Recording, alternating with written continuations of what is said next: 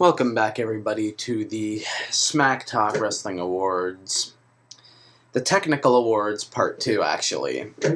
What we have now are the best and worst finishers of 2012. For the best, I have Daniel Bryan's yes and no lock. For a good majority of the year, it was the yes lock. For the latter portion of the year, it was the no lock.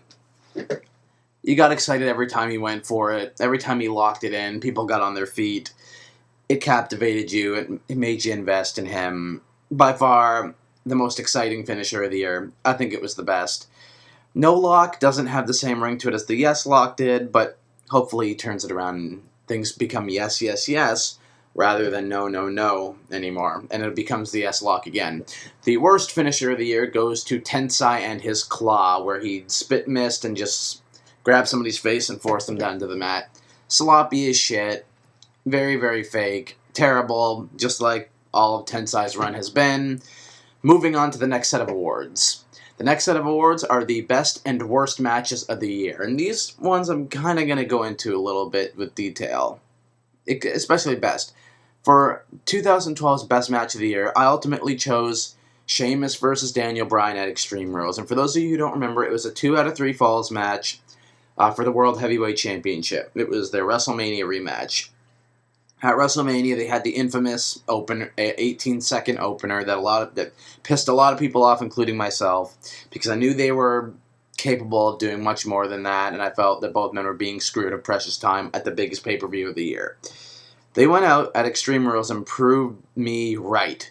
They put on a hell of a match. You know, it built and it built and it built to the first fall, and the first fall was Bryan softening up the arm for Sheamus, and he went a little out of control and got himself disqualified by refusing to stop kicking Sheamus. It then led to Daniel Bryan able to quickly slap in the, at the time, yes lock, make Sheamus pass out. He gets a fall via submission, knockout submission, the arm dropped 3 times. And then in the end, they fight and fight and fight until Sheamus hits the brogue kick for the final fall and the victory. I really thought this was a great match. I really did. But I always put it under 2 others. Like, The Undertaker versus Triple H from WrestleMania 20. I thought that was awesome. Like, by far, best match of the year. Nothing's going to top that. It was wrestling drama at its finest alive. Awesome, awesome, awesome. Shawn Michaels is the referee, being conflicted, not knowing what to do. Should he side with Triple H and screw The Undertaker out of his streak? Should he side with The Undertaker, make sure Triple H can't do what he couldn't do? Him being the referee enhanced the quality. It was a lot better than it was a whole league better than their WrestleMania 27 match. Just brutal. The chair shots, the use of the cell. It's complained that they didn't use it a whole lot, but they still did. It was being thrown into the cell that actually legitimately busted Triple H open a little bit. And they just beat the shit out of each other. The spine buster from Triple H to Undertaker on the steel steps, it was awesome to watch live. I was on the edge of my seat until the match finished. Awesome. And I also thought CM Punk's WWE title match against Daniel Bryan from Over the Limit this year was just a technical masterpiece of a match. Just 2 in-ring technicians doing their thing, stealing the show, putting on probably the best WWE title match all year long, bar none. And I thought that was even better than Sheamus and Bryan. Although Sheamus and Bryan was in 3rd. For a while it was in 2nd. Then Punk Bryan dropped it down to 3rd. But then on rewatch value, I thought the Extreme Rules 2 out of 3 falls match between Sheamus and Bryan held up better than the other 2. Undertaker and Triple H didn't seem as epic on rewatch value and seemed to drag a little bit. Punk and Bryan, while still great, didn't have that, epic feel that it did while watching it live for the first time when Bryan was at his peak. In Sheamus Bryan, though, it still feels pretty epic. Like, the wrestling is flawless. The transition from fall to fall, the theatrics, everything about it still holds up perfect. And that's why I gave it the edge, is because, even though I still rank it in 3rd place all year, in terms of, like, live reactions to matches, it held up the best.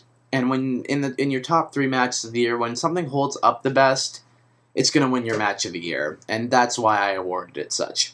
Worst match of the year, hands down, has to go to John Cena versus John Laurinaitis from Over the Limit. Over the Limit is seen as a terrible pay-per-view because of this match. Other than that, the card's really, really good. I mean, I was talking about CM Punk versus Daniel Bryan. Huge match of the year candidate from this show. As I said, it's in my top 3 matches of the year. The tag title opener, very, very good tag match between Ziggler and Swagger against Kofi and Truth. The Fatal 4-Way, Sheamus against Del Rio, Orton, and Jericho for the world title was great. It had an awesome undercard.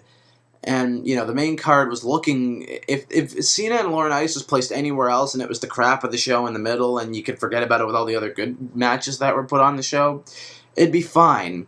But it was the main event. It main evented over the WWE title, and that left a lot of sour taste in people's mouths because the match sucked. It was comedy filler main eventing a pay-per-view just because John Cena was in it. Yeah, horrible, and a big show heel turn that was unnecessary, but everybody's seen coming, and it was so anticlimactic, and it was just shit. It made the whole rest of the pay-per-view seem useless, and that's not what you want your main event to do. If Punk and Bryan main evented this show, and you put Cena Laurinaitis where the world title match was, and put the world title match where Punk Bryan was, and then put Punk Bryan as the main event, the show would be looked at a lot better. This being the main event ruined the entire show, and a lot of people think Over the Limit's a bad show. Other than this match, it's not a bad show. No Way Out and Hell in a Cell were far worse than Over the Limit was. But just because this is the main event, it ruined an entire pay-per-view. And if it can do that, if it can ruin what I thought was a very good pay-per-view, it wasn't great by any means, but still very good in quality. If it can make people think it's terrible just because that was the main event, you have one stinker on your hands. So to me, it's for killing a pay-per-view, it's the worst match of the year. For the most improved and biggest decline, this is the next set of awards, I gave the most improved to Daniel Bryan. The man really found a way to connect with the audience when he did his heel turn. He started adding the whole yes, every time he wins a match and during his entrance and made his entrance memorable. And being cocky and confident and just creating this whole new dimension to his character. It's the slogan he uses when he wins a match, when he comes out for a match. It became everything. It became the main premise of his character for like half the year. And then when the fans started using it, to try and keep him a heel, they had him start yelling, no at everybody, to keep his heel status, yell no because things weren't going his way, his wedding flopped, he never won the WWE title, he was embarrassed by The Rock, and then he has to go to anger management.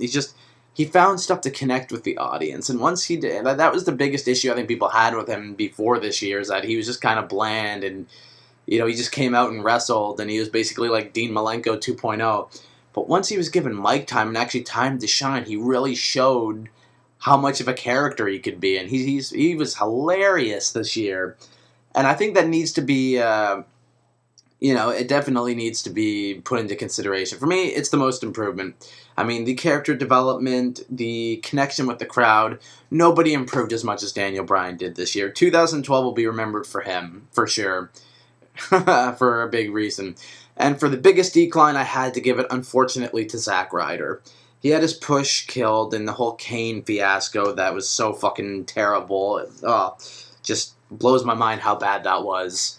He gets destroyed by Kane weekly. He gets injured by Kane, forced to defend his U.S. title. Due to injuries, he loses the title to Jack Swagger.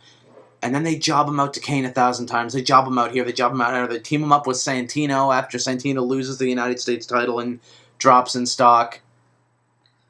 The guy was on fire at this point last year. We thought 2012 was going to be a bright year for Zack Ryder, and it turned out to be a nightmare of a year.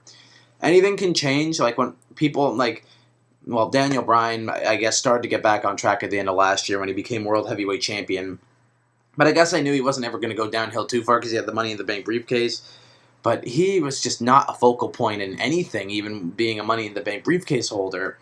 Even Dolph Ziggler hasn't been booked the best. Has been booked better than Bryan was before cashing in his contract. And winning the world title really helped him out and helped him build the character he is today.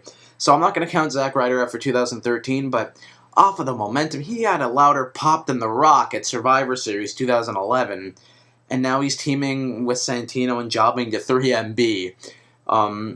He should have been a breakout face this year. The fact that he wasn't is a tragedy, and it just shows that the WWE just wants to push who they want to push, and the fans really don't get a real say in anything. It's such a shame. Anyway, I will see you back for part 3 of the technical awards here for the Smack Talk 2012 End of Year Awards for Wrestling. See you then, folks.